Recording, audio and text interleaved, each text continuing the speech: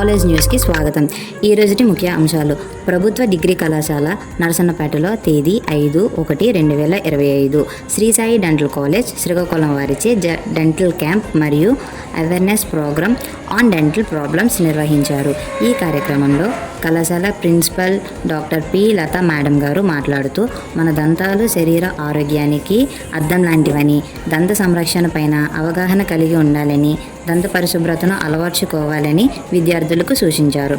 Shri Sai dental college assistant professor doctor CH Prathyusha గారు మాట్లాడుతూ, దంతాలు పాడవటానికి కారణాలు, దంతాలు నలుపు రంగులోకి రావడానికి గల కారణాలు, నోటి దుర్వాసన, బ్రషింగ్ చేసే విధానాలు, దంతాల ఆరోగ్యంగా ఉండటానికి తీసుకోవలసిన జాగ్రత్తలను వివరించారు. ఈ కార్యక్రమంలో కళాశాల విద్యార్థులు, అధ్యాపకులు 200 మంది వరకు దంత పరీక్షలు చేయించుకున్నారు. ఈ కార్యక్రమాన్ని IQAC, KIEC, NSS unit 1 and 2 zoology department ద్వారా నిర్వహించారు. దంత పరీక్షల కొరకు 20 మంది Sri Sai dental college PG విద్యార్థులు పాల్గొన్నారు.